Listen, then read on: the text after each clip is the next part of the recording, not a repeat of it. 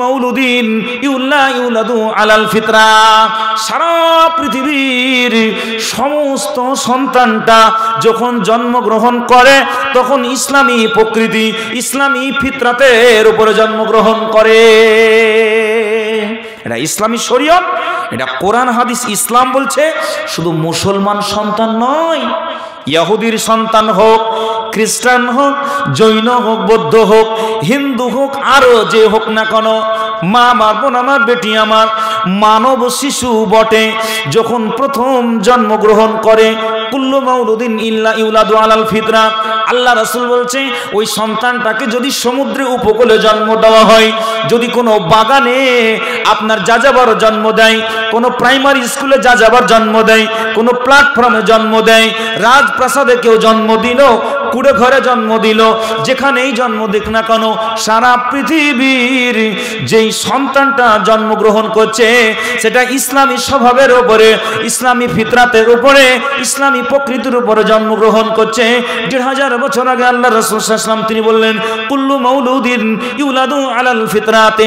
সারা পৃথিবীর সমস্ত সন্তান যখন জন্মগ্রহণ করে তখন ইসলামী সিস্টেম, ইসলামী স্বভাব, ইসলামী প্রকৃতির উপরে জন্মগ্রহণ করে। ফাআবাওয়াহু ইউহাব্বিদানিহি ওয়া ইউনাসসিরানিহি আও ইউমাজ্জিসানিহি। তার পিতা আর মাতা তাকে ইহুদি তৈরি করে, খ্রিস্টান তৈরি করে এবং অগ্নি পূজারক তাকে তৈরি করে। আল্লাহ রাসূল সাল্লাল্লাহু আলাইহি ওয়াসাল্লাম বলছেন শুধু তাই নয়, কামা সালিল বাহিমাতি তুনতাজুল বাহিমা হাল তারা ফিহা মিন জাদা। আল্লাহ রাসূল মানব শিশুকে, মানুষের সন্তানকে একটা পশু শিশুর সঙ্গে তুলনা করেছে। কেমন করে? ওরে ভাই আমার, মা আমার, বোন আমার, বেটি আমার, শুনে নাও, যখন একটা পশু একটা তার বাচ্চাকে জন্ম দেয় তখন ওই পশুটার পায়ে আলমারা থাকে না, ওই পশুটার কানটা ছেঁদা থাকে না, কানটাকে ফুটো করা থাকে না। কিন্তু ওই পশুটা যখন বড় হবে তখন চাষের কাজ করতে গিয়ে তার পায়ে লাল লাগিয়ে দিয়ে তাকে খুঁত তৈরি করা হলো। ওই পশুটা যদি সরকারি আন্ডারে থাকে তাহলে তার একটা কানে স্টিকার মেরে দিয়ে তাকে খুঁত তৈরি করা হলো। শুধু তাই নয়, এই রকম ভাবে তার গলাতে ফুটো করা হলো। মা আমার, বোন আমার, বেটি আমার, এটাকে খুঁত বলা হয়েছে। আর মানব শিশু জন্ম যখন মায়ের পেটে ছিল তখন একত্ববাদের উপরে ছিল, তাওহীদের উপরে ছিল, ইসলামী স্বভাবের উপরে ছিল। দুনিয়াতে এসে তাকে খুঁত তৈরি করা হলো। কেমন করে? যেটা তাওহীদের উপরে মায়ের পেটে ছিল, ইসলামী স্বভাবের উপরে জন্মগ্রহণ করলো, ইসলাম নিয়ে মায়ের পেটে ছিল, তাওহীদ নিয়ে মায়ের পেটে ছিল। দুনিয়াতে আসলো তখন ইসলাম নিয়ে, তাওহীদ নিয়ে। আর ওই সন্তানটাকে পাথরের কাছে নিয়ে যাওয়া হলো, পীরের কাছে নিয়ে যাওয়া হলো, মূর্তির কাছে নিয়ে যাওয়া হলো, অগ্নি পূজারি তৈরি করা হলো, গাছের পূজা করতে দেওয়া হলো। দিয়ে ওই সন্তানটাকে আপনার কি করলো না, তো খুঁত তৈরি করা দেওয়া হলো। তাহলে মায়ের পেটে ইসলামী তাওহীদ ছিল, একত্ববাদ ছিল, রুবুবিয়তের সাক্ষ্য দিল। এটা আল্লাহর নবী বলছেন ফিতরাতাল্লাহিল্লাতী ফাতারান নাস আলাইহা। মানুষকে এই প্রকৃতি ফিতরাত দিয়ে তৈরি করা হয়েছে। কেমন? আল্লাহর কোরআন সূরা আরাফের ভিতরে সাক্ষ্য দিচ্ছে। আল্লাহ তাবারাক ওয়া তাআলা বিশ্ব নবী নবী মুহাম্মদুর রাসূলুল্লাহ সাল্লাল্লাহু আলাইহি ওয়াসাল্লাম, আল্লাহর নবীকে কি বলছেন? বিশ্ব নবী সাল্লাল্লাহু আলাইহি সাল্লামকে বলা হলো আল্লাহর নবী। সেই সময়কার কথা আপনি স্মরণ করুন। সারা পৃথিবীর মাটিতে যখন কোনো মানুষ ছিল না, তখন আল্লাহ তাবারাক ওয়া তাআলা কিয়ামত পর্যন্ত যত মানুষ আসবে ওই সমস্ত মানুষের রূহগুলোকে, আত্মাগুলোকে কোরআনের ভিতরে আছে, ইশারা ইঙ্গিত করছে ওয়াইজ আখজা রাব্বুকা মিন বানি আদম মিন জুহুরিহিম যুররিয়াতাহুম ওয়া আশহাদাহুম আলা আনফুসিহিম। সারা পৃথিবীর সমস্ত মানুষের কাছ থেকে, সেটা জৈন হোক, মুচি হোক, দাস হোক, হাড়ি হোক, বাগতি হোক, যে কেউ হোক না কেন, রূহের জগতে আল্লাহ তাবারক ওয়া তাআলা তার রুবুবিয়তের উপরে আমাদের কাছ থেকে সাক্ষী দিয়েছে কি না, তো আলাস্তু বিরাব্বিকুম, আমি কি তোমাদের প্রভু নয়? এটা রূহের জগতে আপনার রুহের জগতে এটা করা হয়েছে। পিতা আদমের কাছ থেকে পৃষ্ঠদেশ যখন ঝাড়া দেওয়া হলো, জান্নাতের মাটিতে কিলকিল কিলকিল করে বিজ করে অসংখ্য পিপিলিকার ন্যায় আলামুজ্জার বলা হয়েছে, পিপিলিকার জগৎ। ওই জগতে আমাদের কাছে সাক্ষ্য নেওয়া হয়েছে, একত্ববাদের সাক্ষ্য দিয়েছি, তাওহীদের সাক্ষ্য আমরা দিয়েছি। দুনিয়াতে যেন আমরা অস্বীকার না করতে পারি যে পিতৃপুরুষদের এই ধর্ম ছিল, পিতা পুত্রদের এই আদর্শ ছিল, যার জন্য আমরা এই ধর্ম পালন করেছি। আমরা কিছু জানতাম না, বুঝতাম না। ইন্না কুন্না আন হাযা গাফিলিন, জানো তোমরা অস্বীকার করতে না পারো বান্দারে, এই জন্য তোমাদের কাছ থেকে রুবুবিয়তের সাক্ষ্য গ্রহণ করা হলো, এই সাক্ষ্যটা দেওয়া হলো। তাহলে পৃথিবীতে এসে বাপ মা সন্তানটাকে বেদিন তৈরি করলো। এবার মা আমার বোন আমার, ওই সন্তান যখন কথা বলতে শিখবে তখন তাকে সর্বপ্রথম একত্ববাদের শিক্ষা দাও, তাকে আল্লাহর দ্বীন ইসলামের শিক্ষা দাও। আর ছন্দে ছন্দে ওই সন্তানটাকে আল্লাহর মহত্ব এবং দুনিয়ার আল্লাহর কারিগরি কুদরতের শিক্ষাটা তোমরা এমন করে দিতে থাকো। আলিফ পড়ে আল্লাহ জানি, আলিফ পড়ে আল্লাহ জানি অদ্বিতীয় প্রভু, বায়ে পড়ে বাজে কথায় কান্দিও না কভু, তায়ে পড়ে তওবা করা শিক্ষা পেলাম আমি, সায়েতে সওয়াব হবে নামাজ পড়ো তুমি, জিমেতে জায়েজ কাজ করো খুশি মনে, হায়েতে হারাম কর্ম না করো জীবনে, খয়েতে খবরদার নামাজ ছেড়ো না ভাই, দালেতে দূর করে দাও ইবলিস শয়তান, জালেতে জিলহজ মাসে হজ করিতে হয়, জালেতে জিলহজ মাসে হজ করিতে হয়, রয়েতে রমজান গেলে রোজা রেখো ভাই, জায়েতে জামখারি রাখ দোজকেরই নাম, জায়েতে জামখারি রাখ দোজকেরই নাম, সিনেতে সকলে পড়ো খোদারি কালাম, সুয়াদে সবর করো বিপদেরই কালে, সুয়াদে সবর করো বিপদেরই কালে, জুয়াদে জল্লিন হয় জানিও সকলে, তোয়েতে তলব করা গোপন কিছু কাজ, তোয়েতে তলব করা গোপন কিছু কাজ, জয়েতে জুলুম করা নিশ্চয় হারাম, আইনে ইবাদত করো সকলে মিলিয়া, আইনে ইবাদত করো সকলে মিলিয়া, গাইনে গীবত কথা না বলো ভাইয়া, ফায়েতে ফালাস পাবে মুমিন যদি হয়, ফায়েতে ফালা পাবে মুমিন যদি হয়, কপেতে কবরের মাঝে থাকিবে আরাম, লামেতে লিখা হয় লা ইলাহা ইল্লাল্লাহ, মিম পড়ে জানা গেল মুহাম্মাদুর রাসূলুল্লাহ, নুনেতে নবীর নিকট ফেরেশতা আসিয়া, নুনেতে নবীর নিকট ফেরেশতা আসিয়া, ওয়াউদারা ওহি দিল খোদাকে ভাবিয়া। তাহলে তাহলে এই শিক্ষা যদি একটা সন্তানকে আমরা দিই, তাহলে সন্তানটা প্রথম থেকেই দ্বীন ইসলামের প্রতি একটা তার আকর্ষণ এবং আল্লাহর প্রতি তার একটা মুতাহাজ্জা হবে। মা আমার, বটি আমার, ভাই আমার, বন্ধুরা আমার, শুনে নাও, সন্তানদেরকে আমরা বেদিন তৈরি দিচ্ছি, সন্তানরা কি কালাম শিখছে, কি কথা বলছে, এটা আমাদেরকে খেয়াল করতে হবে, খেয়াল করতে হবে। সন্তানদেরকে উঠতে বসতে, বাথরুম টয়লেট যেতে, যানবাহনে উঠতে বসতে দোয়া শিক্ষা দিতে হবে। আল্লাহর নবী বলছেন, যখন তোমাদের সন্তানরা ঘুমাতে যাবে তখন ওই সন্তানটাকে তোমরা দোয়া শিক্ষা দাও, আল্লাহুম্মা বিইসমিকা আমুতু ওয়া আহইয়া, দোয়া শিক্ষা দাও।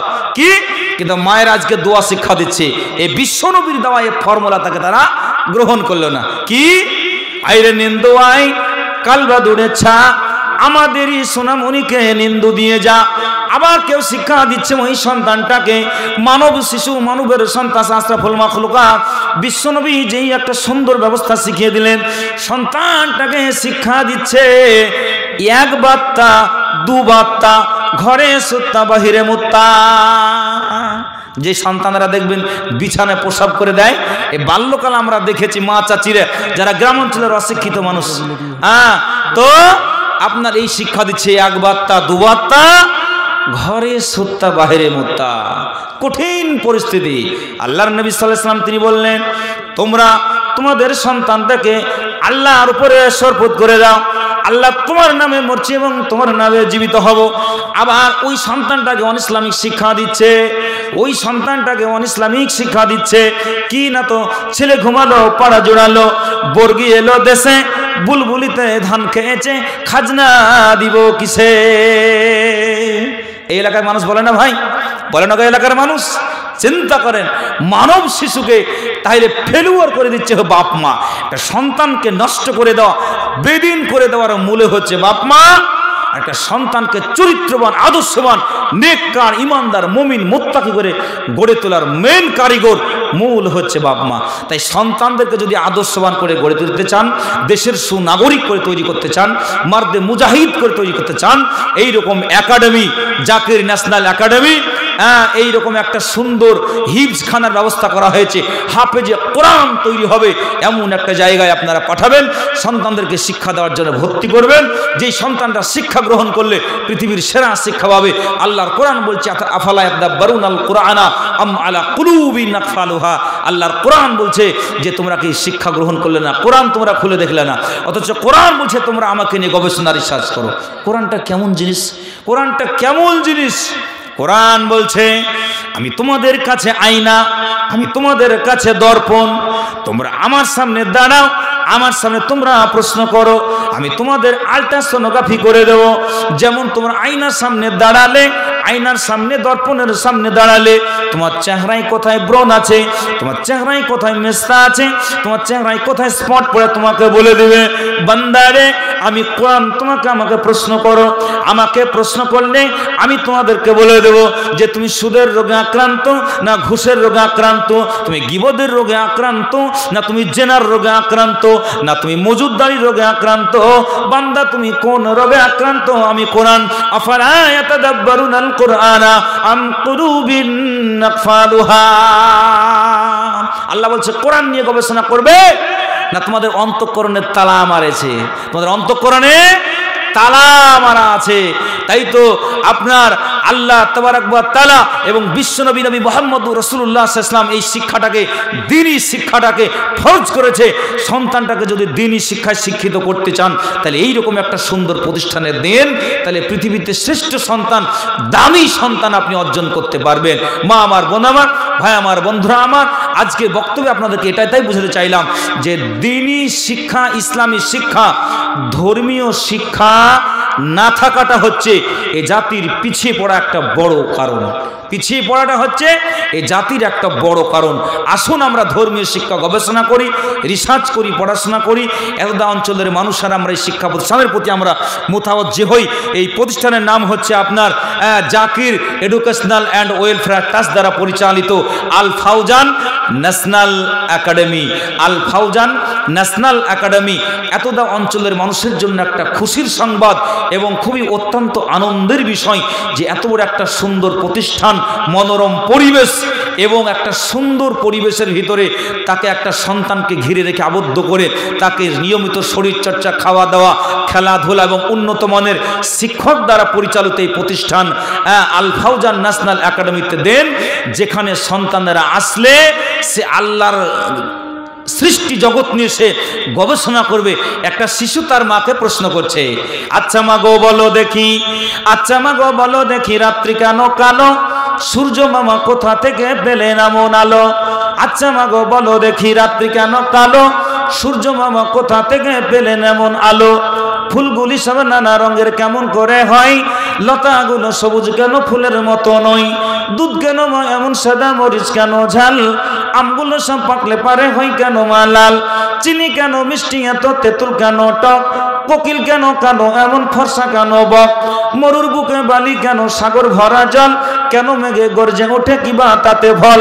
সারা বছর বেঙ্গুলি সব চুপটি করে থাকে, সারা বছর বেঙ্গুলি সব চুপটি করে থাকে, বাদল পানি পেলে কেমন মাতাল হয়ে ডাকে, কিউব পাখির নাই রে পাখা কেমন মজা শোনো, দাঁড়িয়ে কেন ঘোড়া ঘুমাই বলতে পারো কেহ, উই যোগ কেঁচো জন্মে অন্ধ হয়, উটের পায়ে কিবা আছে তপ্ত মরুদ হয়, মরুদ যেন কখন আজ তৈরি করে চোলা, গান গেয়ে সে আগুন ধরাই এমনি আত্মভোলা, পশু পাখি কয় না কথা মানুষ কেন কয়, বলো বলো এ সম্মাগ কেমন করে হয়, নারীর কেন গোপ গজায় না, মুখে হয় না দাড়ি, গলার স্বরে মধু ভরা, বুকে দুধের হাড়ি, রক্ত মাংস দিয়ে গড়া নর নারীর দেহ, তবু এত প্রভেদ কেন বলতে পারো কেহ, গাধার কেন সিংহ যায় না ঘোড়ার কাঁধে ঝুল, গাধা কেন সিংহ যায় না ঘোড়ার কাঁধে ঝুল, কলা গাছে হয় না তক্তা তাই কি সৃষ্টি ভুল, বলতে হবে বেমরুল বিষে ভরা মাছের মুখে মধু হেন, জোনাকি পোকার পাছা আলো বলতে পারো কেন? বাঘের কেন বাচ্চা হয় 12 বছর পরে? বাঘের কেন বাচ্চা হয় 12 বছর পরে? সিংহ শাবক জন্ম নিয়ে শূন্যতে লাফ মারে। বলতাম বেমরুল বিষে ভরা মাছের মুখে মধু হেন, জোনাকি পোকার পাছা আলো বলতে পারো কেন? আধারে কালো রাত্রি তারা কোটে মাটি, রোদ লাগলে মাথা বাঁচায় কালো রঙের ছাতি।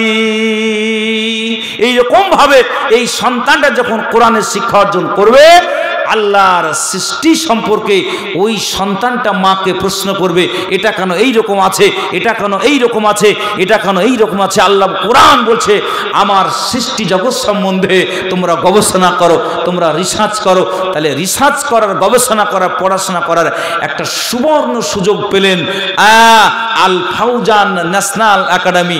মা বোনদেরকে বলবো, সন্তান যদি আদর্শবান সন্তান পেতে চাও, চরিত্রবান সন্তান, একটা বড় সম্পদ যদি দেশের ভাবি নাগরিক সুনাগরিক গড়ে তুলতে চাও, তাহলে এইরকম প্রতিষ্ঠান